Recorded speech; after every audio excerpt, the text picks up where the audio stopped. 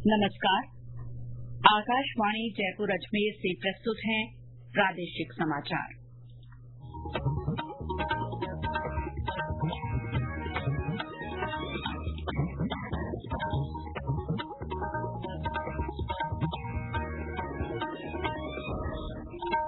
मुख्य समाचार। प्रधानमंत्री नरेंद्र मोदी ने कहा, केंद्र सरकार सिकल सेल रोग से निपटने के लिए प्रौद्योगिकी का अधिक से अधिक इस्तेमाल कर रही है। राज्यपाल कलराज मिश्र ने कहा, कृत्रिम बुद्धिमत्ता के समक्ष मानवीय मूल्य बचाए रखना बड़ी चुनौती। प्रदेश भर में अंतर्राष्ट्रीय योग दिवस को लेकर व्यापक तैयारियां, योग संस्थाओं द्वारा जिलों में योग अभ्यास के विभिन्न कार्यक्रम। और राज्य में ज्यादातर स्थानों पर तेज गर्मी और उमस से जनजीवन प्रभावित।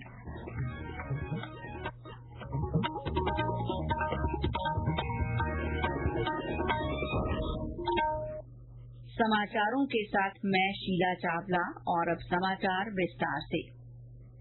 प्रधानमंत्री नरेंद्र मोदी ने कहा है कि केंद्र सरकार सिकल सेल रोग से संबंधित चुनौतियों से निपटने के लिए प्रौद्योगिकी का अधिक से अधिक इस्तेमाल कर रही है। आज विश्व सिकल सेल दिवस के अवसर पर श्री मोदी ने इस बीमारी पर काबू पाने के लिए सरकार की प्रतिबद्धता दोहराई।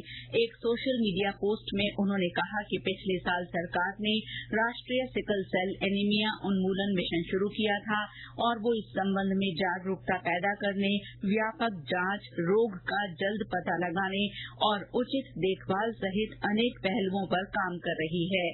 स्वास्थ्य मंत्री जगत प्रकाश नड्डा ने कहा कि सरकार शीघ्र निदान को बढ़ावा देने, उपचार तक पहुंच सुनिश्चित करने और रोगियों की देखभाल बढ़ाने पर ध्यान दे रही है। विश्व सिकल सेल दिवस के बारे में जागरूकता के लिए प्रदेश में विभिन्न कार्यक्रम हुए। जोधपुर एम्स के सैटेलाइट ट्राइबल सेंटर की ओर से सिकल सेल जागरूकता कैंप का आयोजन किया गया। इसके तहत बरोलिया गांव और दानबाव के जनजातीय सेंटर में इस बीमारी के बारे में जानकारी दी गई।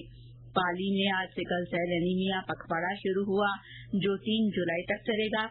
इस मौके पर बांगड़ अस्पताल में आयोजित कार्यक्रम में प्रश्नोत्तरी भी रखी गई, जिसके विजेताओं को पुरस्कार दिए गए। राज्यपाल कलराज मिश्र ने कहा है कि कृत्रिम बुद्धिमत्ता यानी एआई के समक्ष मानवीय मूल्य बचाए रखने की आज बड़ी चुनौती है। श्री मिश्र आज जयपुर में राजस्थान विश्वविद्यालय के 33वें दीक्षांत समारोह को संबोधित कर रहे थे। उन्होंने कहा कि वही शिक्षा सार्थक है जो विद्यार्थी को पाठ्य पुस्तकों के साथ परिवेश की समझ से जोड़े। उन्होंने कहा कि रटी हुई शिक्षा डिग्री दिला सकती है, पर जीवन में आगे नहीं बढ़ा सकती। उन्होंने विश्वविद्यालयों को नई शिक्षा नीति को पूरी तरह से अपने यहाँ लागू करने और ऐसे पाठ्यक्रम बनाने पर जोर दिया जिनसे भारत विकास की राह पर तेजी से अग्रसर हो सके। उन्होंने राज्य सरकार द्वारा उच्च शिक्षा के लिए किए जा रहे प्रयासों की जानकारी देते हुए कहा कि गुणवत्तापूर्ण शिक्षा राज्य सरकार की सर्वोच्च प्राथमिकता है। इस मौके पर राज्यपाल ने विश्वविद्यालय के 1,66,139 विद्यार्थियों को उपाधियां प्रदान की। विभिन्न संकायों के 467 विद्यार्थियों को पीएचडी की उपाधि और विभिन्न परीक्षाओं में सर्वोच्च अंक प्राप्त करने वाले 126 विद्यार्थियों को स्वर्ण पदक दिए गए।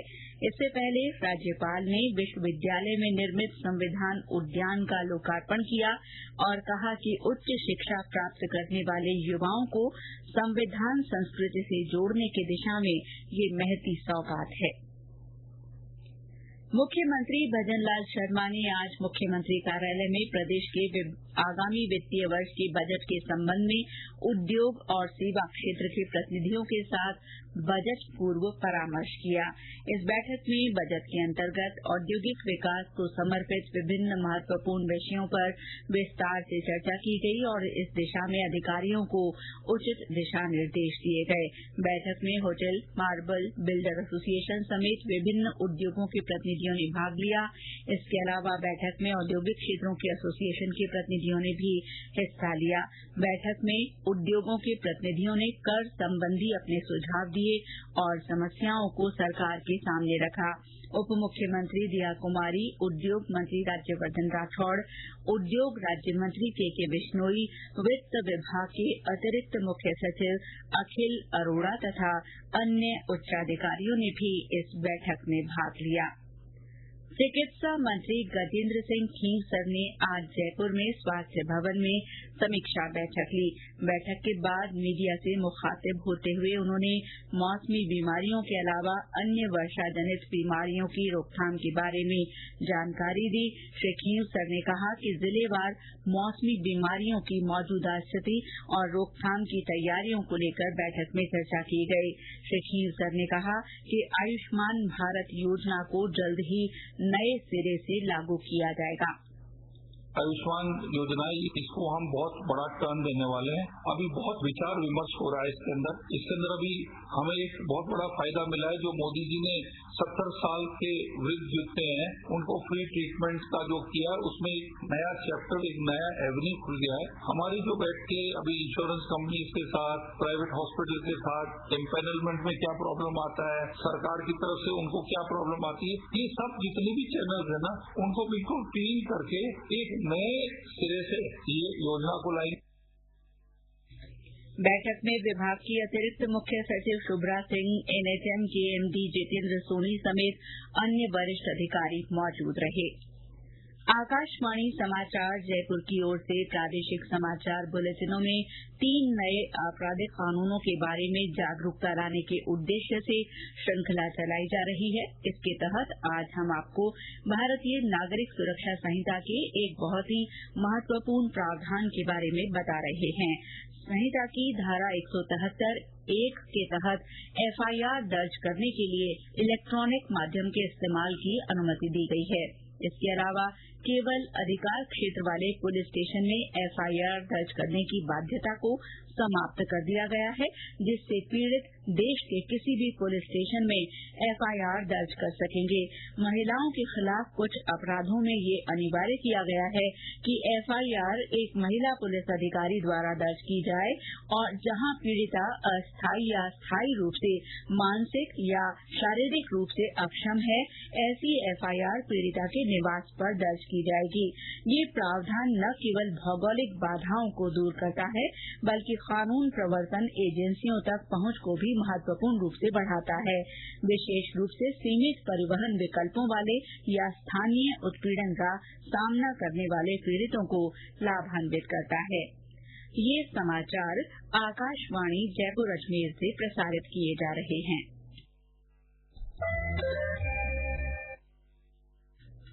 प्रदेश भर में अंतर्राष्ट्रीय योग दिवस को लेकर व्यापक तैयारियां की जा रही हैं। योग संस्थाओं द्वारा जिलों में योग अभ्यास के कार्यक्रम हो रहे हैं।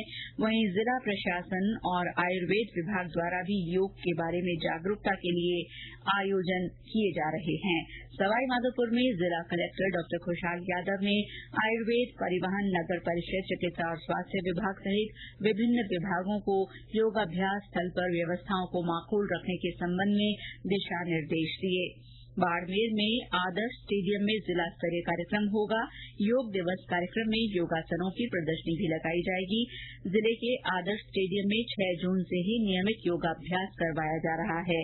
सरहदी जैसलमेर जिले में अंतर्राष्ट्रीय योग दिवस को लेकर विशेष उत्साह देखने को मिल रहा है। सीमा सुरक्षा बल के जवानों ने रेत के समंदर सम में योगाभ्यास किया। सीमा सुरक्षा बल की 108वीं बटालियन के पूर्वाभ्यास में बल के अधिकारियों और जवानों ने उत्साह के साथ भाग लिया। भीलवाड़ा में अंतर्राष्ट्रीय योग दिवस मनाए जाने के लिए जिला स्तरीय अधिकारियों की बैठक में तैयारियों की समीक्षा की गई। बांसवाड़ा में संभागीय आयुक्त डॉक्टर नीरज के पवन ने योग दिवस पोस्टर का विमोचन किया। बूंदी में 10वें अंतर्राष्ट्रीय योग दिवस की पूर्व संध्या पर कल योग विषयक सांस्कृतिक संध्या आयोजित की जाएगी।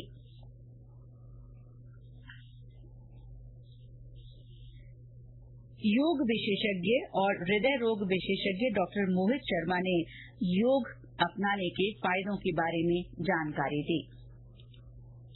तो योग का अर्थ केवल आसन नहीं है, योग का अर्थ केवल हाथ पैर हिलाना नहीं है, योग समग्रता है जीवन की, और योग जीवन जीने की शैली है, न कि उपचार की पद्धति। तो आज के युग में, वर्तमान एरा में सबसे ज्यादा जो इम्पोर्टेंट है वह है योग, ताकि हम मेंटली बैलेंस रहते हुए फिजिकली और मेंटली एंड इमोशनली सब जगह से स्टेबल होते हुए हम हमारे सारे कामों को सही समय पर अच्छे से संपन्न कर सकें। That's why yoga is needed.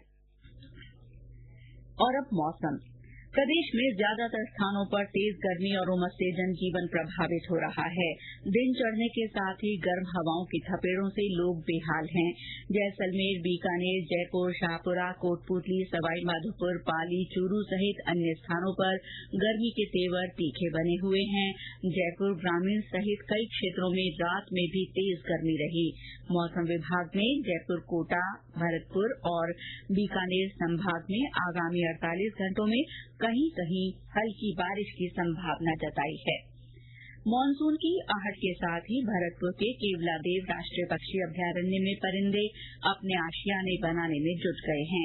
हमारे संवाददाता ने बताया कि उद्यान में मानसून के दौरान विभिन्न प्रजातियों के पक्षी अपनी वंश वृद्धि करते हैं और इसके लिए उन्होंने तैयारी शुरू कर दी है। भरतपुर के कच्चा कोंडा, जगीना गेट, शेवर कोंडा, मल्टीपर्पज स्कूल के पास ब्रह्मचारी आश्रम, मल्लाह हाउसिंग बोर्ड कॉलोनी सहित कई स्थानों पर पक्षियों ने पेड़ों पर डेरा जमाना शुरू कर दिया है। बारिश शुरू होते ही पक्षी नेस्टिंग प्रक्रिया में लग जाएंगे। पक्षियों की स्थिति को भांपते हुए केवलादेव उद्यान प्रशासन द्वारा चंबल लिफ्ट से पानी घना में लाना शुरू कर दिया है। मानसून के दौरान केवलादेव उद्यान में open bill stork, painted stork, cormorant, ibis, darter, egret समेत 17 प्रजाति के हजारों परिंदे वंश वृद्धि करेंगे। शिव कुमार वशिष्ठ, आकाशवाणी समाचार, भरतपुर। बांसवाड़ा में पुलिस ने शिक्षक भर्ती मामले को लेकर 2 आरोपियों को डिटेन किया है। पुलिस महानिरीक्षक एस परिमल ने पत्रकारों को बताया कि जिले के गांगड़ तलाई पंचायत समिति क्षेत्र से एक अभ्यर्थी और एक एजेंट को गिरफ्तार किया गया है। और अंत में मुख्य समाचार एक बार फिर। प्रधानमंत्री नरेंद्र मोदी ने कहा है कि केंद्र सरकार सिकल सेल रोग से निपटने के लिए प्रौद्योगिकी का अधिक से अधिक इस्तेमाल कर रही है। राज्यपाल कलराज मिश्र ने कहा है कि कृत्रिम बुद्धिमत्ता के समक्ष मानवीय मूल्य बचाए रखना बड़ी चुनौती है। प्रदेश भर में अंतर्राष्ट्रीय योग दिवस को लेकर व्यापक तैयारियां की जा रही हैं। योग संस्थाओं द्वारा जिलों में योग अभ्यास के कार्यक्रम करवाए जा रहे हैं। और राज्य में ज्यादातर स्थानों पर तेज गर्मी और उमस से जनजीवन प्रभावित हो रहा है। इसके साथ ही प्रादेशिक समाचार बुलेटिन समाप्त हुआ। नमस्कार।